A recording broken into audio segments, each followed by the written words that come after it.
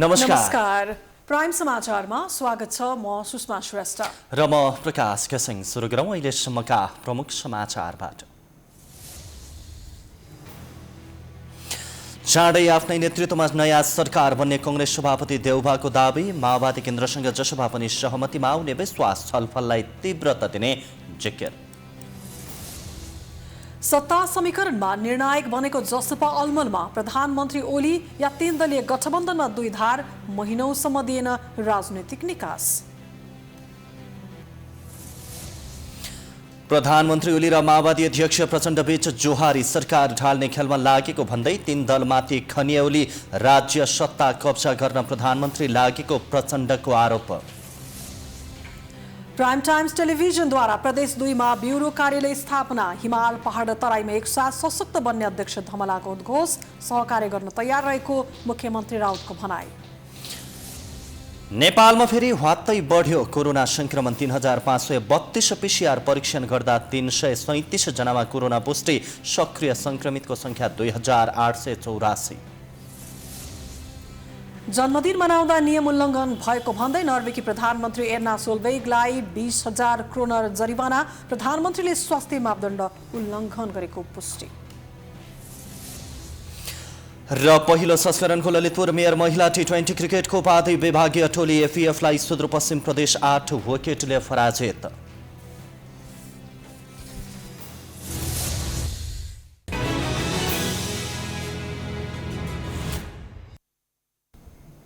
अब समाचार विस्तारमा।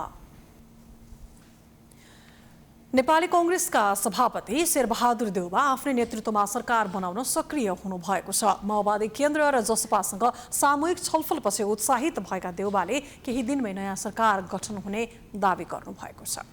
नेपाली कांग्रेसका सभापति शेरबहादुर देउबाले चाँडै आफ्नै नेतृत्वमा नयाँ सरकार गठन हुने बताउनु भएको छ। प्राइम टाइम्स टेलिभिजनलाई प्रतिक्रिया दिँदै सभापति देउबाले कांग्रेसले आफ्नै नेतृत्वमा सरकार निर्माणको पहल थालेकाले चाँडै त्यसले मूर्त रूप पाउने बताउनु भएको हो। सभापति देउबाले माओवादी केन्द्र जस्तै जनता समाजवादी पार्टीले पनि कांग्रेस नेतृत्वको गठबन्धन स्वीकार गर्ने विश्वास व्यक्त गर्नुभयो।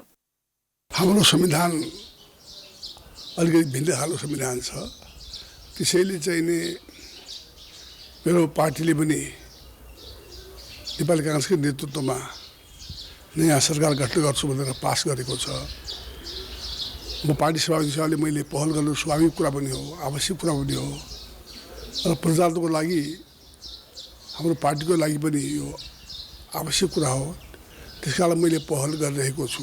अब सबै पार्टीका साथीहरू करिब करिब पछिमै छन्।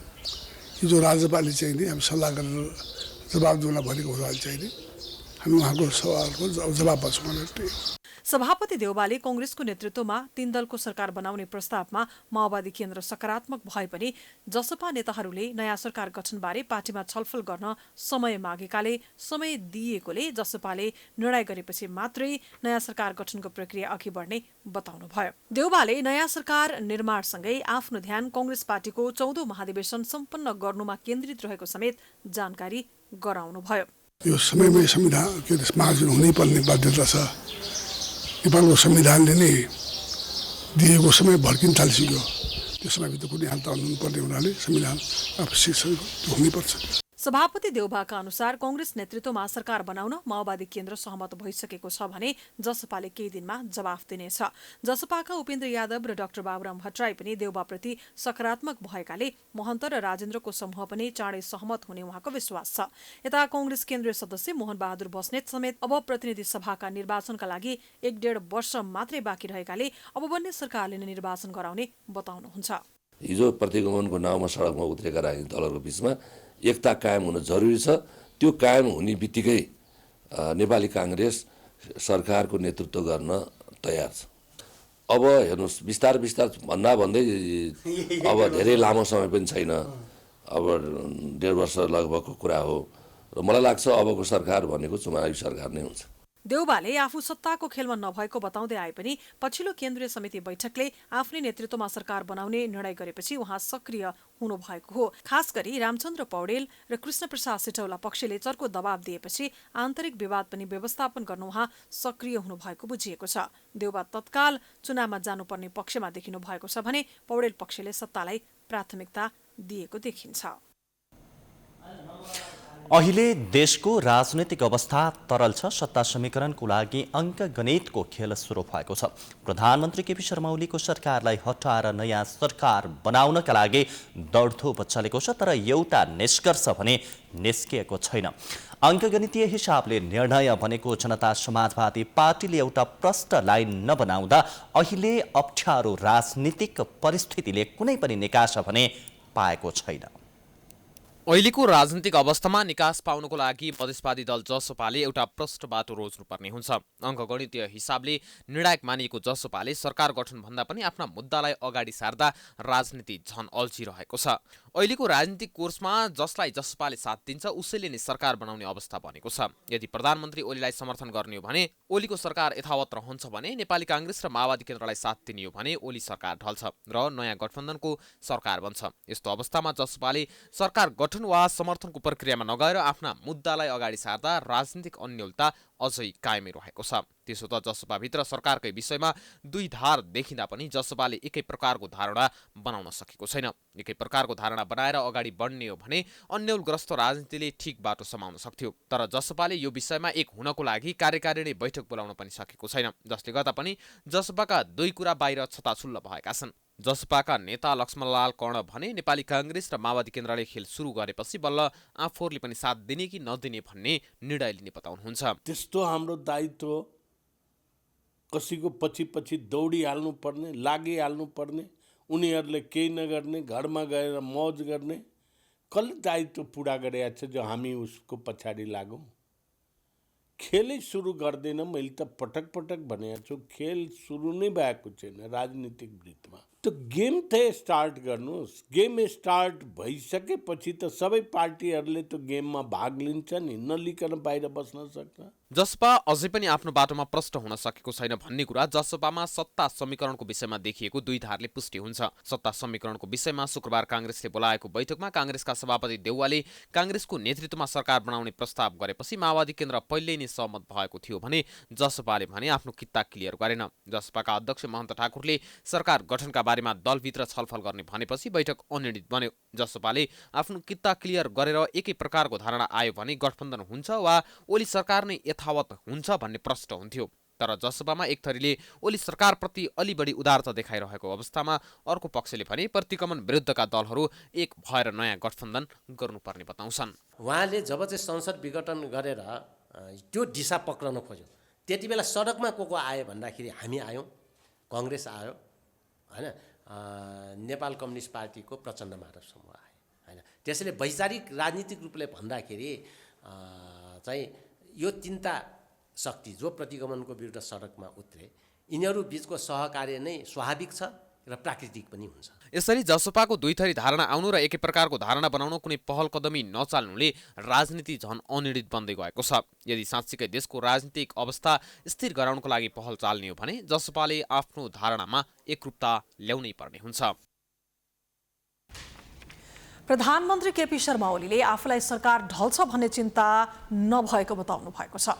नेपाल उद्योग वाणिज्य महासङ्घको 55औं वार्षिक साधारण सभा तथा उद्योग वाणिज्य दिवसका अवसरमा शनिबार काठमाडौँमा आयोजित कार्यक्रममा प्रधानमन्त्री ओलीले आफूलाई अहिले नै हटाइहाले पनि कुनै चिन्ता नभएको र अङ्कगणितलाई वरपर पार्न खोज्ने खालका शकुनीका गोटी पनि फ्यालिने बताउनु भयो। उहाँले उद्योगीहरूलाई राजनीतिको विषयमा चिन्ता नगर्न र आफ्नो काममा मात्र ध्यान दिन पनि सुझाव दिनुभयो। संसदीय अङ्कगणितलाई गलत ढङ्गमा, गलत दिशामा, गलत प्रयोजनका लागि पुर्याउने प्रयासहरू, अस्थिरताका लागि अङ्कगणित त्यतापट्टि अङ्कगणितको दुरुपयोग गर्न खोज्ने प्रयासहरू बिल्कुलै सकारात्मक होइनन्, देशहितमा छैनन्, विकासको पक्षमा छैनन्, शान्तिको पक्षमा छैनन्। प्रधानमन्त्री ओलीले व्यापार असन्तुलन घटाउनेतर्फ वर्तमान सरकार गम्भीर भएर लागेको पनि बताउनुभयो। उहाँले मजदुरका समस्या नरहेमा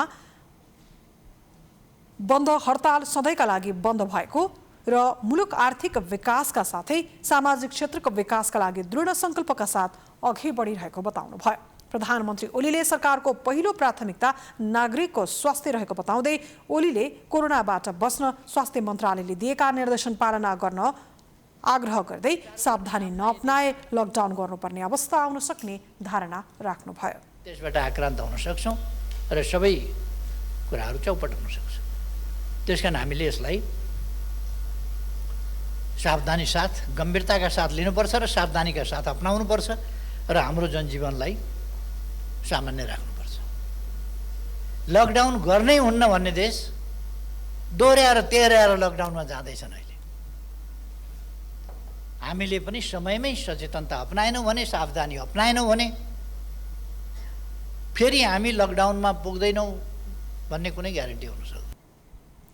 कार्यक्रममा उद्योग वाणिज्य महासङ्घका अध्यक्ष शेखर गोल्छाले आर्थिक रूपान्तरणका कार्यक्रमहरूलाई कार्यान्वयन गर्न सरकारी स्तरबाट पनि सहयोग हुनुपर्नेमा जोड दिनुभयो। साना तथा मझौला उद्योगका समस्या समाधानका साथै औद्योगिक उन्नयनका निम्ति निजी क्षेत्रले सरकारी सहयोगको अपेक्षा गरेको उहाँले बताउनुभयो। पहिलो पटक गठन भएको पुँजी बजार फोरमले बजार विस्तार र जोखिम न्यूनीकरणको लागि कार्ययोजना बनाएर काम सुरु गर्नेछ। यस समितिका सभापति अम्बिका पौडेलज्यूले बजारलाई व्यवस्थित बनाउन निकै काम गरिराख्नु भएको छ। चलचित्र तथा मनोरञ्जन फोरमले कपिराइट र ट्रेडमार्क ऐन सुधारको लागि सरकारसँग सहकार्य थालिसकेको छ। यस फोरमको सभापति आकाश अधिकारीज्यूले पनि काम सुरु गरिसक्नु भएको छ।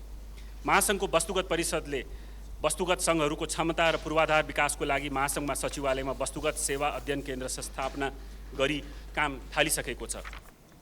कार्यक्रममा प्रधानमन्त्री ओलीले महासङ्घको प्रकाशन राष्ट्रिय आर्थिक रूपान्तरण 2030 पुस्तक सार्वजनिक गर्नुका साथै निर्यात व्यापार, पर्यटन, निर्माण, उत्पादनका क्षेत्रमा योगदान रहेका उद्योगीहरूलाई सम्मान पनि गर्नुभएको थियो।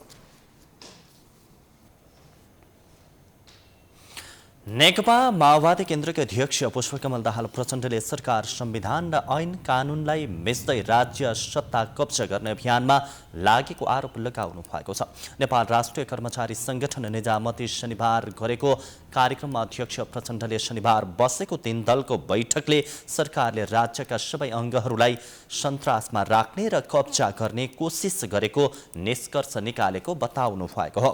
उहाँले नेपालको इतिहासमा अहिले 2/3 विवेकहीन कम्युनिस्ट सरकार टिकिराख्नु नै विडम्बना भएको समेत बताउनुभयो। सङ्घीय लोकतान्त्रिक गणतन्त्रमाथिको कालो बादल हटि नसकेको भन्दै यसका विरुद्ध उठ्नुपर्ने अध्यक्ष प्रचण्डको भनाइ थियो। एउटा त सकारात्मक परिस्थिति बनायो, तर अर्को सेटिङ फेरि पनि जारी छ र यो देशको लोकतान्त्रिक आन्दोलन, यो परिवर्तन सङ्घीय लोकतान्त्रिक गणतन्त्रमाथिको कालो बादल अझै हटिसकेको छैन। त्यसकारण हामी अझै जागरुक हुनुपर्ने, अझै सजग हुनुपर्ने आवश्यकता छ। अध्यक्ष प्रचण्डले परिस्थिति असहज भए पनि नयाँ सरकार गठन गरेर अगाडि बढ्ने वातावरण बनिरहेको उल्लेख गर्नुभयो। अहिले प्रधानमन्त्री को हुने भन्दा पनि संविधान रक्षा गर्ने प्रश्न महत्त्वपूर्ण रहेको उहाँको भनाइ छ। प्रचण्डले संसदीय समितिबाट पारित निजामती कर्मचारी ऐन प्रधानमन्त्रीले टेबलमा थन्काएर राखेको आरोप पनि लगाउनुभयो। नेकपा माओवादी केन्द्रका अध्यक्ष पुष्पकमल दाहाल प्रचण्डले देशी विदेशी प्रतिक्रियावादी मिलेर अप्राकृतिक र अनैतिक ढङ्गले पार्टी विभाजन गरेको बताउनु भएको छ। माओवादी कर्णाली प्रदेश सम्पर्क समितिको भेला तथा प्रशिक्षण कार्यक्रममा अध्यक्ष प्रचण्डले प्रतिक्रियावादीले कम्युनिस्ट पार्टी विभाजन गरे पनि आफूहरूले कम्युनिस्टहरू बीचको एकताको झण्डा उठाइरहनुपर्ने उल्लेख गर्नुभयो। पार्टी विभाजनको जिम्मेवार आफूहरू नभएको भन्दै उहाँले समाजवाद निर्माण गर्नका निम्ति विशाल कम्युनिस्ट समर्थक जनतालाई एकताबद्ध गर्न आवश्यक रहेको बताउनुभयो। केपी ओलीले तपाईँहरूले देख्नुभयो जाति गर्न थाले, मन परी ढङ्गले चाहिँ शासन चलाउने, भ्रष्टाचार गर्ने, बेइमानी गर्ने, जालजेल गर्ने सबै गर्न थालेपछि यिनीसँग चाहिँ हुने देखिएन। अब कुनै पनि सहमति पालन नगर्ने भएपछि हामीले उनका विरुद्ध झन्डा उठायौँ। तपाईँहरूले हेर्नुभयो 19 पृष्ठ लामो दस्तावेज मैले सचिवालयमा जो प्रस्तुत गरेँ, पछि स्थायी समितिमा प्रस्तुत गरेँ। त्यो मेरो मात्रै होइन, त्यो सचिवालयका बहुमतको हो, स्थायी समितिको 2/3 बहुमतको प्रस्ताव हो। त्यो प्रचण्डको मात्रै प्रस्ताव होइन र त्यो केपी ओलीको गलत प्रवृत्तिका विरुद्ध एउटा ठुलो ऐतिहासिक विद्रोह हो त्यो। अध्यक्ष प्रचण्डले एमाले र माओवादी केन्द्रको एकतापछि बनेको नेकपामा आफ्नो भूमिका देखेर पूर्व एमालेका नेता कार्यकर्ताले अर्को मदन भण्डारी भेटियो भनेर उत्साहित हुने गरेकाले नै ओली अत्तालिएको तर्क गर्नुभयो। उहाँले अहिले पत्रकार महासङ्घको निर्वाचनमा ओलीलाई चौथो नम्बरमा पुर्याएको भन्दै अबको निर्वाचनमा ओली नेतृत्वको नेकपालाई चौथो नम्बरमा पुर्याउने दावी गर्नुभयो। संस्कृति पर्यटन तथा नागरिक उड्डयन मन्त्री भानुभक्त ढकालले कोरोना महामारी नियन्त्रणका लागि सरकार सकभर लकडाउन नगर्ने पक्षमा रहेको बताउनु भएको छ। नेपाल पर्वतारोहण सङ्घका 30औं वार्षिक साधारण सभामा मन्त्री ढकालले भरसक लकडाउन गर्नु नपरोस् भन्ने आवश्यक तयारीमा जुटिरहेको बताउनु भएको हो। कुनै विपत्ति आइलागेमा सामना गर्नुको विकल्प पनि नरहेको भन्दै उहाँले अहिलेको अवस्थामा सबैले सजगता अपनाउन जरुरी रहेको जिकिर गर्नुभयो। पर्यटन मन्त्री ढकालले कोभिड महामारीबाट सबैभन्दा बढी प्रभावित बनेको मुलुकको पर्यटन क्षेत्र पछिल्ला दिनमा केही सुधारको सङ्केत देखिए पनि केही दिनदेखि लगातार बढिरहेको कोभिडका सङ्क्रमितले थप भयावह स्थिति सृजना हुने खतरा बढेको उल्लेख गर्नुभयो। तर्फबाट तपाईहरुको भावनाको नेतृत्व गरेर यसमा परिमार्जन गर्ने र सहज वातावरण बनाउने कुराका लागि पनि हामी एकातिर लागिराखेका छौं भने अर्कातिर फेरि महामारी नराम्रो ढङ्गले अगाडि बढ्यो भने मान्छेको स्वास्थ्य र ज्यान भन्दा अरू कुरो महत्त्वपूर्ण हुँदैन। त्यसो गर्दा कष्टपूर्ण स्थिति आयो भने त्यसको पनि फेरि सामना गर्नुको हामीसँग अर्को विकल्प हुँदैन। मन्त्री ढकालले पर्वतारोहण क्षेत्रमा कुनै पनि नीति तथा कानुनी समस्या भए त्यसको सहजीकरण गर्न आफू तत्पर रहेको बताउनु भयो। पर्यटन क्षेत्रको समृद्धि र विकासका निम्ति सरकार र निजी क्षेत्रको साझेदारीतालाई फराकिलो पारिनु पर्नेमा पनि पर्यटन मन्त्रीको जोड थियो। नेपाल पत्रकार महासङ्घको नयाँ नेतृत्वका लागि भएको चुनावमा विपुल पोखरेलको प्यानल विजयी भएको छ। अध्यक्षमा प्रेस युनियन गठबन्धनका उम्मेद्वार विपुल पोखरेल 3000 मतान्तरले पुरै प्यानलसहित निर्वाचित हुनुभएको हो। पोखरेलले 6942 मत प्राप्त गर्नुभएको छ। निकटतम प्रतिद्वन्दी प्रेस चौतारीकी उम्मेद्वार निर्मला शर्माले 3915 मत प्राप्त गर्नुभएको छ। अध्यक्षका अर्का प्रत्याशी गजेन्द्र बुढाथोकीले 691 मत प्राप्त गर्नुभएको थियो। पहिलो पटक प्रत्यक्ष प्रणालीबाट भएको निर्वाचनमा प्रेस युनियनले सिङ्गे प्यानलमा जित हासिल गरेको हो। अध्यक्षमा विपुल पोखरेलले प्रतिद्वन्दी निर्मला शर्मालाई 3000 भन्दा बढी भोटले पछि पारेका छन्। विपुलको जित भएसँगै प्रेस युनियनले उनलाई खादा र माला लगाइदिएर विजय उत्सव मनाएको छ। जितपछि अध्यक्ष पोखरेलले यो परिणामले पत्रकारको मुद्दालाई स्थापित गर्नको लागि प्रेरित गरेको बताउनु भएको छ। कसैको हार जित भन्दा पनि श्रमजीवी पत्रकारको समस्यामा महासङ्घले नयाँ रणनीति बनाएर अघि बढ्ने दावी उहाँले गर्नुभयो। एउटा परिणाम दिएको छ। यो परिणामलाई नेपाली पत्रकारहरूको मुद्दालाई स्थापित गर्ने एउटा चाहिँ बलियो टिम स्थापित भएको रूपमा मैले लिएको छु। यो कसैको हार जित भन्दा पनि पत्रकार महासङ्घ अब कसरी अगाडि लैजाने भन्ने सन्दर्भको एउटा निर्णय अभिव्यक्त भएको छ पत्रकार सदस्यहरूको मतबाट भन्ने मलाई लाग्छ। र नेपाल पत्रकार महासङ्घसँग ठुलो नागरिक अपेक्षा छ। श्रमजीवी पत्रकारहरूको पक्षमा काम गर्नुपर्ने एउटा चाहिँ उसको दायित्व छ। यी दुवै कुराहरूलाई पुरा गर्ने सन्दर्भमा अबको कार्य समितिले रणनीति बनाएर अगाडि बढ्नेछ। पोखरेलसँग पराजय हुनुभएकी निर्मला शर्माले जसले जिते पनि पत्रकारकी जित भएको बताउनु भएको छ। प्राविधिक रूपमा हार भए पनि धेरै पत्रकारको मत आफूसँग भएको र आफू बाहिर भए पनि महासङ्घलाई व्यावसायिक पत्रकारको सङ्गठन बनाउन लागि पर्ने बताउनु भयो। पत्रकारहरूको जित हो होइन। अब यो निर्वाचनको परिणामलाई हेर्दाखेरि चाहिँ म पनि अध्यक्षको उम्मेदवार थिएँ, तर मेरो टेक्निकली हार भए पनि मलाई यसलाई हार मानेको छैन, किनभने धेरै पत्रकारहरूको मत मसँग छ। म उपविजेता भन्छु। म मेरो साथी आउनु भएको छ विपुल पोखरेल चाहिँ, हामी एउटै कार्य समितिमा पहिला बसेर काम गरेका छौँ। समग्र पत्रकारहरूको जित हो यो। पत्रकार महासङ्घ चाहिँ सबै व्यवसायिक पत्रकारहरूको महासङ्घ बनाउनु पर्छ। म बाहिर रहेर पनि महासङ्घमा चाहिँ व्यवसायिक पत्रकारहरूको छाता सङ्गठन बनाउनु पर्छ भनेर म पनि लाग्नेछु। बुधबार महासङ्घको नयाँ नेतृत्व चयनका लागि देशभर मतदान भएको थियो। महासङ्घको केन्द्रीय समिति, प्रदेश समिति, जिल्ला शाखा र विभिन्न प्रतिष्ठान तथा एसोसिएटमा नयाँ नेतृत्वका लागि 13,000 बढी सदस्य मतदान प्रक्रियामा सहभागी भएका थिए। महासङ्घका जिल्ला शाखा 76, प्रतिष्ठान शाखा 42, एसोसिएट सदस्य 11, वैदेशिक शाखा 9, प्रदेश परिषद 10, प्रदेश समिति 10, केन्द्रीय परिषद र केन्द्रीय समिति रहेका छन्। महासङ्घको केन्द्रीय समिति 49 सदस्य रहेको छ भने प्रदेश समिति 21 सदस्य रहने विधानको प्रावधान छ। जिल्ला तथा प्रतिष्ठान शाखा भने सदस्य संख्या अनुसार रहने व्यवस्था छ। समाचारको सिलसिला जारी छ, हामी विश्राम पछि आउँछौं।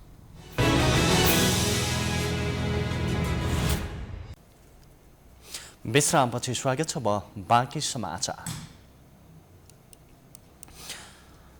प्राइम टाइम्स टेलिभिजनले प्रदेश 2 को बेरगञ्जमा आफ्नो प्रादेशिक कार्यालय खोलेको छ। आज पर्सामा विशेष समारोहका बीच प्रदेश 2 का मुख्यमन्त्री लालबाबु राउत र प्राइम टाइम्स टेलिभिजनका अध्यक्ष ऋषि धमलाले कार्यालयको उद्घाटन गर्नुभयो। समारोहलाई सम्बोधन गर्दै अध्यक्ष धमलाले प्राइम टाइम्स टेलिभिजनले स्थानीय प्रदेश र केन्द्र सरकारका हरेक गतिविधिमाथि निगरानी राखेको समेत बताउनुभयो।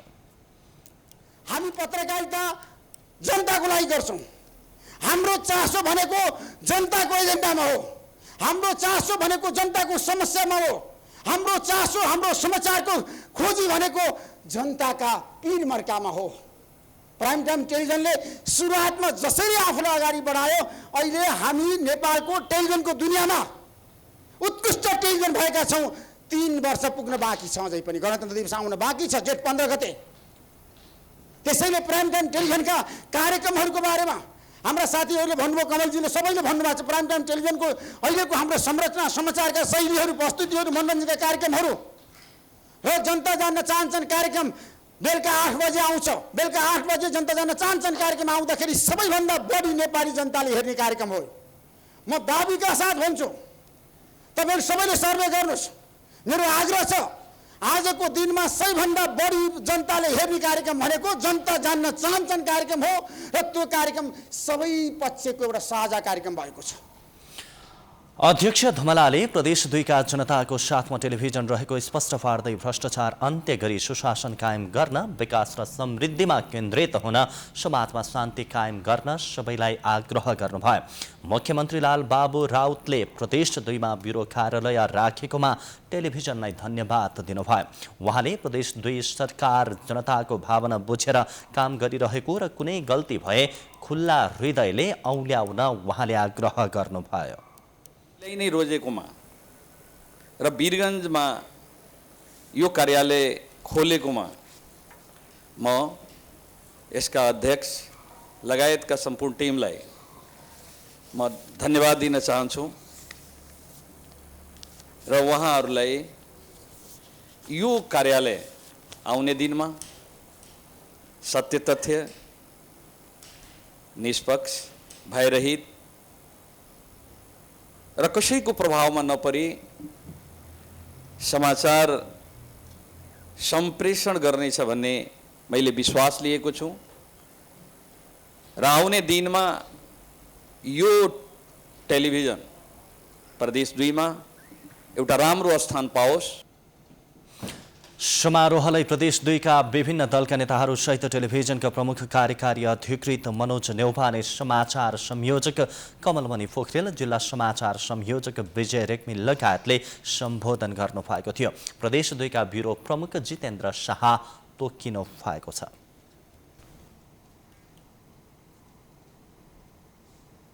नेपालमा शनिबार थप 337 जनामा कोरोना भाइरस संक्रमण पुष्टि भएको छ। देशभर गरिएको 3532 पीसीआर परीक्षणका क्रममा थप 337 जनामा कोरोना पुष्टि भएको स्वास्थ्य तथा जनसङ्ख्या मन्त्रालयले जानकारी दिएको हो। यो सँगै नेपालमा कोरोना संक्रमितको संख्या 2,79,725 पुगेको छ। त्यस्तै कोरोनाका कारण थप 1 जनाको मृत्यु भएको छ। यो सँगै नेपालमा कोरोनाका कारण 3039 जनाको ज्यान गएको छ। नेपालमा थप 151 जना निको हुँदा हालसम्म 2,73,886 जनाले कोरोना जितेका छन्। हाल नेपालमा 2800 जना आइसोलेसनमा र 84 जना क्वारेन्टिनमा छन् भने हालसम्म 23,09,776 वटा पीसीआर परीक्षण गरिएको पनि मन्त्रालयले जनाएको छ। भक्तपुरको ऐतिहासिक तथा सांस्कृतिक महत्त्वको बिस्केट जात्रा आजबाट सुरु भएको छ। कोरोना संक्रमितको संख्या बढेसँगै सरकारले भेटभाट नगरी जात्रा मनाउन आग्रह गरे पनि जात्रामा सहभागीहरूले लापरवाही गरेको पाइएको छ। भक्तपुरमा मनाइने बिस्केट जात्रा शनिबारबाट सुरु भएको छ। पहिलो दिन दिउँसो भैरवनाथ र भद्रकालीको रथ तानेर बिस्का जात्रा सुरु गरिएको छ। सूर्यमासको आधारमा चल्ने बिस्का जात्रा 8 रात 1 दिनसम्म मनाइन्छ। भैरवनाथ मानिने रथ तान्न सुरु भई टौमडीबाट पूर्व बढीमा बुलुबुलु हिटी सुकुलढोका र पश्चिममा बढीमा नास मनाससम्म लगिन्छ। यसका लागि दुई समूह बीच होस्टे हैसे गर्दै रथ आफ्नो टोलमा लग्ने प्रतिस्पर्धा चल्ने गर्दछ।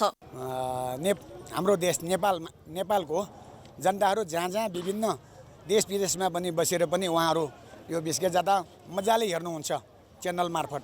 त्यसकारण यो त ऐतिहासिक बिस्केट जात्रा हो। यो सालको चैत्र मसान्तको दिनमा लिङ्गो उभ्याउँछौँ भने 78 साल वैशाख 1 गते थालिन्छ। भारतसँगै नेपालमा पनि कोरोना संक्रमणको जोखिम बढेपछि पुजारीलाई मात्र राखेर पूजा गर्ने तथा रथ तान्ने र लिङ्गो नठड्याउने निर्णय भएको थियो। सो निर्णयको भक्तपुरका स्थानीयहरूले विरोध जनाएका थिए। भक्तपुरको प्रसिद्ध बिस्का जात्रा रोक्ने निर्णय बदर गरी मनाउन माग गर्दै सर्वोच्च अदालतमा रिट निवेदन दायर दिएका थिए। सर्वोच्चले जात्रा मनाउन आदेश दिएपछि शनिबारबाट जात्रा सुरु भएको हो। हामी त्यो 5 गतेसम्म सुरु जात्रा आज यहाँबाट अब पहिला चाहिँ नियम अनुसारले चाहिँ कोने लानुपर्ने कोहा बिहा गरेको बेला अनि अब मान्छेको यहाँ बल अनुसारले चाहिँ पहिले चाहिँ ठने लान्छ। अब ठने लगेपछि पछि चाहिँ कोने लान्छ। त्यस्तो कोर पनि मनाएको छैन। यसपालि त मनाउनै पर्छ। अब रमाइलो लागेको छ हाम्रो जात्रा। हाम्रो पूजा गुठियाहरूको गरेर राम्रो लागेको छ। दसैँ र बिस्केट हो। सबभन्दा चाड दसैँ र बिस्केट। कोरोना जोखिमलाई ध्यानमा राखेर आवश्यक स्वास्थ्य मापदण्ड अपनाई सभ्य र शान्तिपूर्ण तरिकाले जात्रा सञ्चालन गर्न नगरपालिकाले आह्वान गरेको छ। तर उपस्थित धेरैको मुखमा मास्क देखिँदैन थियो।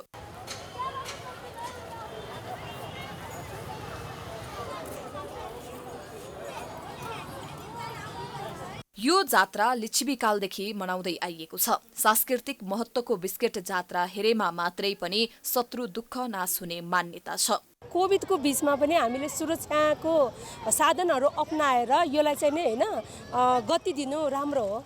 बिस्केट जात्रालाई नयाँ वर्ष आगमनको प्रतीकका रूपमा समेत लिने गरिन्छ। क्यामेरामा वेद श्रेष्ठका साथमा लक्ष्मी विश्वकर्माको रिपोर्ट। नेपाल दलित महिला उत्थान केन्द्रले प्राइम टाइम्स टेलिभिजनका अध्यक्ष ऋषि धमालालाई सम्मान गरेको छ। काठमाडौँको बुनालिन कण्ठमा आयोजित एक समारोहमा पत्रकारिता क्षेत्रमा महत्त्वपूर्ण योगदान पुर्याएको भन्दै केन्द्रले सम्मान गरेको हो। पत्रकारिताको माध्यमबाट देशको हितको निम्ति छुवाछुत, दलित र विपन्न गरीब पीडित जनताको पक्षका साथै रुकुममा भएको घटनालाई मिडियाको माध्यमबाट जनतामाझ उजागर गर्न सहयोग पुर्याएको सम्मान पत्रमा उल्लेख गरिएको छ। त्यस्तै केन्द्रले प्रजातन्त्रलाई दिगो र दरिलो बनाउनको निम्ति अध्यक्ष धमलाले महत्त्वपूर्ण योगदान पुर्याएको भन्दै प्रशंसा गरेको छ। वैकल्पिक शक्ति निर्माण गर्ने भन्दै नेपालका लागि नेपाली अभियानका अभियन्ता नयाँ पार्टी गठनको तयारीमा जुटेका छन्। विगत 3 वर्षदेखि नेपालका लागि नेपाली नामक भ्रष्टाचार अभियान सञ्चालन गर्दै आएका वरिष्ठ अधिवक्ता बालकृष्ण न्यौपाने र डाक्टर सुरेन्द्र भण्डारी नयाँ पार्टी गठनमा सक्रिय हुनु भएको हो। देशमा भ्रष्टाचार बढेको, कानुनी शासन नभएको, जनताको भावना अनुसार देश नचलेको लगायतका कारण देखाउँदै उनीहरूले नयाँ पार्टी निर्माणको तयारी गरेको उहाँहरूले बताउनु भयो।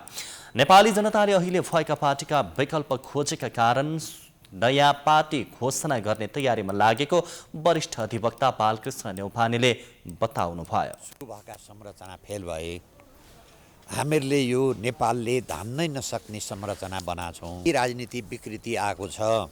यो संसदीय व्यवस्थाको विकृति, 2/3 सरकार पनि टिकेन, कानुनी शासन भएन, जनताको भावना बमोजिम देश चलेन, सुशासन भएन, शिक्षा स्वास्थ्य रोजगार चाहिँ तपाईँको फ्री भएन, नेपालीले रोजगार पाएनन्। हिजो उहाँहरूले सिङ्गापुर बनाइदिन्छु भन्नुभयो, सिङ्गापुर भएन। त्यसैले यो व्यवस्था असफल भयो। नेपाली जनताले अहिले भएका पार्टीको विकल्प खोजेका छन्। 12 बुँदे दिल्ली सम्झौताबाट मुलुकको अधोगति भएको न्यौपानेको ठहर छ भने त्यस्तै अर्का अभियन्ता डाक्टर सुरेन्द्र भण्डारीले पनि मुलुक समस्याग्रस्त भएकाले त्यसबाट पार पाउन वैकल्पिक राजनीतिक दलको आवश्यकता खड्किएको बताउनुभयो। र राजाको पनि आज भूमिका छ। आज मुलुक यति आक्रान्त बनेको छ, आज मुलुक समस्याग्रस्त छ, राजनीति असफल भएको छ, राजनीतिक दलहरू असफल भएका छन्, नेताहरू असफल भएका छन्। यो अवस्थामा राजाको भूमिका छ। राजाले सार्वजनिक रूपमा चुनौती स्वीकार गर्न सक्नुपर्छ। अब म आउँछु, अब मुलुक बचाउने मेरो पनि भूमिका छ, मलाई साथ दिनुहोस् भन्न सक्नुपर्छ। तर यदि राजाले यसो नबन्ने हो भने तपाईँ हामीले टेलिभिजनमा बोलेर भाषण गरेर माइतीको मण्डलमा उफ्रेर मात्रै राजा आउँदैन। हामी अब अलिकति परिवर्तन छ। हामी त्यो परिवर्तन के हो भने हामी धेरै व्यक्तिहरूसँग, समाजका धेरै व्यक्तिहरूसँग अहिले छलफलमा छौँ। त्यो छलफल पछाडि हामी एउटा साँच्चीकै सशक्त रूपमा यो राजनीतिक सङ्गठनलाई हामी अगाडि बढाउने योजनामा छौँ। नागरिक आयोग मार्फत पञ्चायतकालदेखि उच्च ओहदामा रहेका व्यक्तिहरूको सम्पत्तिको स्वतन्त्र छानबिन गरी स्रोत नखुलेका सम्पत्ति राष्ट्रियकरण गर्ने योजना रहेको भण्डारीले बताउनुभयो।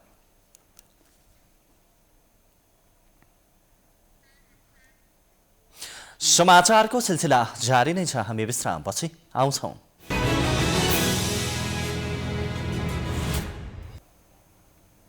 विश्रामपछि स्वागत छ। बाँकी समाचार। काठमाडौँका ऐतिहासिक ढुङ्गेधारा अहिले मासिँदै गएका छन्। शहरी विकासका नाममा ढुङ्गेधारा लोप हुँदै गइरहेका हुन्। प्रत्येक वर्ष ढुङ्गेधारा संरक्षणका लागि सरकारले बजेट छुट्याए पनि विगतमा उपत्यकावासीको पानीको माग धानिरहेका ढुङ्गेधारा अहिले खोज्दा पनि भेट्न भने निकै मुस्किल छन्। कुनै बेला काठमाडौँ उपत्यकामा मुख्य पानीको स्रोतका रूपमा रहेका ढुङ्गेधारा एकपछि अर्को गर्दै सुक्न थालेका छन्। ऐतिहासिक, धार्मिक तथा पुरातात्विक महत्त्वका धेरैजसो ढुङ्गेधारा अर्थात् बेबारिसे मात्र होइन, लोप नै भइसकेका छन्। काठमाडौँ, ललितपुर र भक्तपुरमा केही सार्वजनिक ठाउँमा फाटफुट्ट पानी भरेको देख्न पाइन्छ। सयौंको संख्यामा रहेका ढुङ्गेधारा कतिपय पुरिएका छन् भने केही अस्तित्वमै छैनन्। अहिले बाँकी रहेका ढुङ्गेधारा पनि टुटे फुटेका र सुकेको अवस्थामा छन्। उपत्यकामा कतिवटा सार्वजनिक ढुङ्गेधारा थिए भन्ने जानकारी पनि कसैसँग छैन। कतिपय ठाउँमा त ढुङ्गेधारा भएको जग्गा मासेर घर लगायतका संरचना बनाइसकिएको छ। एउटा त यसको सामाजिक महत्त्वको हिसाबले, खानेपानीकै हिसाबले चाहिँ यो भनौँ न 2000 वर्षदेखि पुरानो लिच्छविकालदेखिको चाहिँ यो पानीको स्रोतलाई ल्याएर पानीलाई वितरण गरेर मानिसको जनजीवनलाई चाहिँ सहज गरेर पानीको वितरणको कार्य भयो। त्यो सामाजिक पक्ष भयो। अब त्यसलाई जगेर्ना गर्नुपर्ने हिसाबले त्यसमा अरू सांस्कृतिक पक्षहरू एकदम मिसिएको हुन्छ। त्यसलाई जगेर्ना गर्नलाई पूजा गर्नेदेखि लिएर होइन सरसफाइ गर्ने यी कुराहरू पनि छँदैछ भनेदेखि अर्को भनेको चाहिँ वातावरणीय दृष्टिकोणले पनि यसको महत्त्व छ। काठमाडौँ महानगरपालिकाभित्र 2 वर्ष अघि सर्वेक्षण गरिँदा 165 ढुङ्गेधारा भेटिएका थिए। त्यसमध्ये 96 वटा चालू अवस्थामा र 34 वटा सुकिसकेका अवस्थामा भेटिएका थिए। अन्य 33 वटा चाहिँ लोप भइसकेको प्रतिवेदनमा उल्लेख छ। प्रत्येक वर्ष ढुङ्गेधाराका लागि प्रत्येक महानगरपालिकाले उडामा 20 देखि 25 हजार उपलब्ध गराएको हुन्छ। हाल अस्तित्वमा रहेका ढुङ्गेधाराको पुनर्निर्माण र संरक्षण गरी नयाँ पुस्तालाई हस्तान्तरण गर्न महानगरपालिका क्रियाशील रहेको सम्बन्धित पदाधिकारीको भनाइ छ। ठाउँको पनि लोभ हो। त्यसको वरिपरिको ठाउँहरू धेरै अतिक्रमण भएको छ कि अनि त्यसको वरिपरि तपाईँको ढुङ्गेधारा छ भने त्यहाँनिर इनारहरू पनि प्राय हुन्छ। त्यहाँनिर चौरहरू हुनु पर्यो, किनभने पानी त रिचार्ज हुनु पर्यो नि। सो त्यो चौरमा पनि आँखा लगाउने, त्यो इनार पनि बरु मान्छे भने 2टा मोटरसाइकल चाहिँ यसो पार्किङ गर्नलाई ठाउँ छ। इनारमा पनि पानी छैन। पानी किन आएन, मान्छेले के कारणले आएन, यो कुरा नसोच्ने। अब सबैलाई घरसम्म मोटरसाइकल लगाउनुपर्छ, गाडी लगाउनुपर्छ होइन। गाडी नपसेको ठाउँमा मोटरसाइकल भए पनि दैलोसम्म लाग्नुपर्छ। दैलो अगाडि यसो सामुदायिक ठाउँमा चाहिँ नि एउटा इनारै छ भने इनारलाई सुधा के काम त। अनि त्यसको माथि स्ल्याब लगाएर त्यसलाई मासेर त्यसको माथि 3टा मोटरसाइकल अट्छ भने दङ्ग परिराख्ने। हिजो मात्र मैले हिँडेर त्यस्तो छ कि मान्छेको स्वभाव। ढुङ्गेधारा पानीको वैकल्पिक स्रोत मात्र होइन, नेवारी कला र संस्कृतिसँग जोडिएको विषय पनि हो। कतिपय ढुङ्गेधारा ऐतिहासिक र पुरातात्विक दृष्टिले पनि महत्त्वपूर्ण छन्। पुराना ढुङ्गे धाराको संरक्षण गरिएमा वातावरण संरक्षणमा सहयोग पुग्नुका साथै पर्यटकहरू आकर्षित गर्न सकिनेमा कुनै शंका छैन। ललितपुर महानगरपालिका धोबीघाट स्थित मलपोखरी सामाजिक सञ्जालमा भाइरल नै भएको छ। दलदल जमिनमा टिकटक बनाउने फोटो खिच्नेहरूको भिड लाग्न थालेपछि जोखिम झन बढेको हो। मलपोखरीको दलदलमा कोही फसेमा दुर्घटना हुन सक्ने भन्दै स्थानीय प्रशासनले सो क्षेत्रमा सुरक्षा सतर्कता बढाएको छ। टिकटकमा भिडियो हालेपछि भाइरल बनेको मलपोखरीमा दुर्घटनाको जोखिम बढ्दै गएको छ। निषेधित क्षेत्र भन्ने जानकारी गराउन पोखरीको 3 कुनामा सूचना सहितको बोर्ड राखिएको छ। तर नागरिक यो सूचनाको बेवास्ता गर्दै प्रहरीको आँखा छलेर पोखरीमा प्रवेश गर्ने गरेका छन्। के गर्नु, टिकटक बनाइयो, अलिअलि रमाइलो गरेर त्यही हो। धेरै रमाइलो भयो, सबैजना छिर्यो, त्यही भएर रमाइलोलाई इन्जोय गर्न छिर्यो हो नि। सबैजनाले अब रमाइलो गरेको देख्यो, त्यही भएर गयो। मैले हेर्दा पनि एकदम यहाँ चाहिँ कतिखेर के दुर्घटना हुन्छ के हुन्छ भन्ने चाहिँ हामीलाई पनि थाहा छैन क्या म्याम। यो चाहिँ तल पोखरी भए पनि माथि माटो र घाँस भएकाले त्यहाँ जान सकिन्छ। त्यही ठाउँमा युवा युवतीहरू विभिन्न प्रकारको भिडियो बनाउँदै आएका छन्।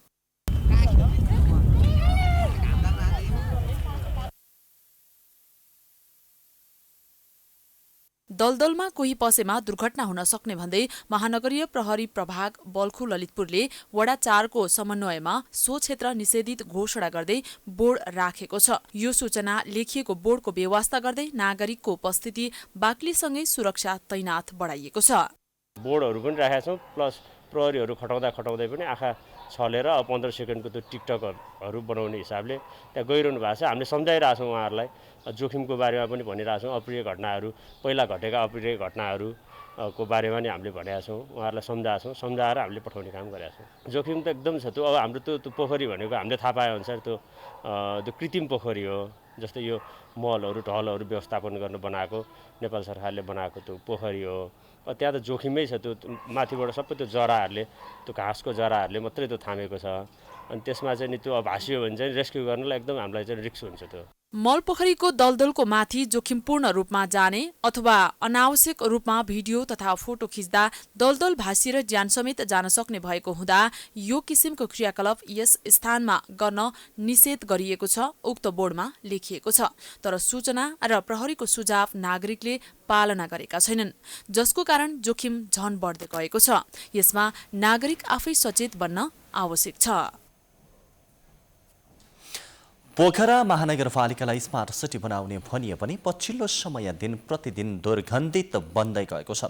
महानगर क्षेत्रभित्र फोहोर मैला तथा सडक पशु चौपाएको व्यवस्थापन नहुँदा बजार क्षेत्रमा फोहोर थुप्रिँदै गएको हो, जसका कारण सहर नै कुरूप र दुर्गन्धित भने बनेको छ।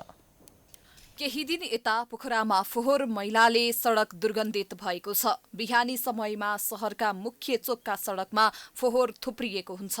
त्यस्तै छाडा पशु चौपाएले फोहोर खोतल्दै खाँदै गरेका कारण फोहोर यत्रतत्र छरिने गरेको छ, जसका कारण दिन प्रतिदिन पोखरा सहर दुर्गन्धित बन्दै गएको छ। विशेष गरी पोखराको मुख्य बजार न्यू रोड, सभागृह चोक, पृथ्वी चोक, सिर्जना चोक लगायतका स्थानमा फोहोर थुप्रने समस्या बढी छ। महानगरको फोहोर उठाउने बस दैनिक रूपमा फोहोर उठाउँदै हिँडे पनि रातको समयमा घरबाट निस्कने र सडकमा फोहोर फालेर हिँड्ने प्रवृत्ति का कारण सडक दुर्गन्धित हुने गरेको स्थानीयको भनाइ छ। यो चाहिँ रातको समयमा ल्याएर फाल्ने गर्छ के हामीलाई वरिपरिकोले चाहिँ फालिन्छ गाडी आएपछि रातको समयमा अथवा बिहानै यहाँ ल्याएर फाल्छ। दिनमा 2 चोटि आउँछ। अहिले 10 बजीतिर फेरि आउँछ। हुन्छ। रातको समयमा सडकमा जथाभावी फोहोर फाल्ने गरेका कारण सहर दुर्गन्धित भएको महानगरपालिकाका फोहोर व्यवस्थापन कर्मचारीले बताएका छन्। महानगरले फोहोर फाल्ने गाडीमा मात्रै फोहोरको व्यवस्थापन गर्न आग्रह गरे पनि स्थानीयले पूर्ण कार्यान्वयन नगरेको कर्मचारीको भनाइ छ। त्यस्तो त अब त्यही पनि अब राति हाल्छन्, त्यही पनि भेट्दैन। भेट्नेको भए सजिलो हुन्छ, भन्न पनि सकिन्छ, भेटिन्न। अब भेट्यो भने त अब यहाँ यसरी नराखौँ, गाडी कुरेर बस्दिनु, त्यस्तै भन्छ। अब मान्छे भेटिएको त्यस्तो भन्न सकिन्छ। फोहोर मैला व्यवस्थापनका लागि महानगरपालिकाले समय समयमा गाडी उपलब्ध गराउने गरेको छ, तर रातको समयमा फोहोर फाल्ने गरेका कारण दुर्गन्ध फैलिँदै गएको स्थानीय जनप्रतिनिधिको भनाइ छ। जनप्रतिनिधिका अनुसार फोहोर फाल्ने विषयमा अनुगमन गरेको भए तापनि भाडामा बस्ने तथा होटल रेस्टुरेन्ट व्यवसायीले रातको समयमा सडकमा फोहोर फाल्ने गरेको पाइएको बताएका छन्। दैनिक रूपमा गाडी आउँदाखेरि पनि विभिन्न ठाउँबाट चोकमा फोहोर फाल्ने क्रम जारी छ। वडा कार्यालयले हामीले ब्यानरमा टाँसेर फोहोर फाल्न बनाइ छ। फोहोर फाल्दाखेरि 5,000 देखि 15,000सम्म जरिमाना लाग्छ भनेर फोहोर फाल्ने ठाउँहरूमा हामी त्यो ब्यानर टाँस्छौँ। टाँस्दै पनि त्यो ब्यानर उठाएर फाल्ने यो परिपाटी भयो। यो विशेष गरी घरधनी भन्दा यो होटल रेस्टुरेन्ट र घरको भाडामा बस्ने व्यक्तिहरूबाट फोहोर फालिएको हामी बिहानको अनुगमन गर्न जाँदाखेरि पनि हामीले त्यस्तो पायौँ। पर्यटकीय शहरलाई सुन्दर बनाउन स्थानीयको पनि उत्तिकै महत्त्व हुने गर्दछ, तर फोहोर व्यवस्थापनमा स्थानीयकै लापरवाहीका कारण शहर दुर्गन्धित बन्दै गएको पाइएको छ। अरूले गरेन भनेर दोष लगाउनु भन्दा सबैले आफू एक जिम्मेवार नागरिक भएर आफ्नो कर्तव्य पूरा गरे पोखरा सुन्दर शहर पक्कै बन्नेछ। कास्कीबाट अनिता घिमिरेको रिपोर्ट। अब अन्तर्राष्ट्रिय समाचार।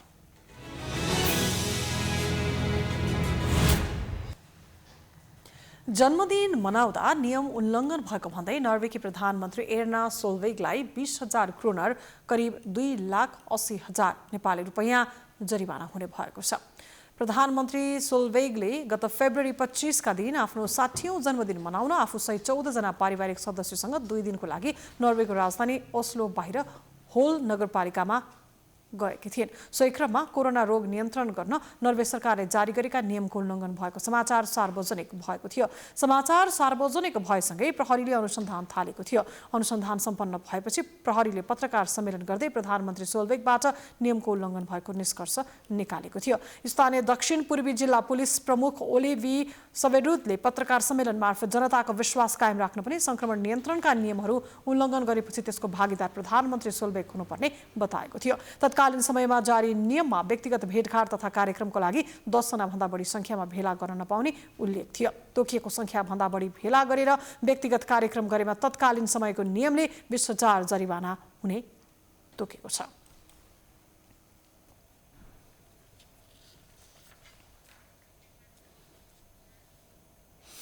अब खेलकुद समाचार।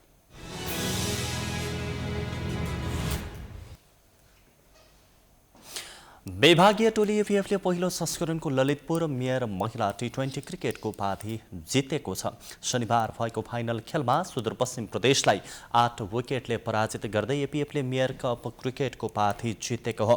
कीर्तिपुर क्रिकेट मैदानमा 107 रनको लक्ष्य पछ्याएको एपीएफले 16.1 ओभरमा मात्रै 2 विकेट गुमाउँदै लक्ष्य पूरा गरेको हो। यसअघि सुदूरपश्चिम प्रदेशले निर्धारित 20 ओभरमा 7 विकेट गुमाएर 106 रन जोडेको थियो। प्रतियोगिताको विजेता टोलीले एपीएफले 3 लाख नगद पुरस्कार प्राप्त गर्यो भने उपविजेता बनेको सुदूरपश्चिमले 1,50,000 प्राप्त गर्यो।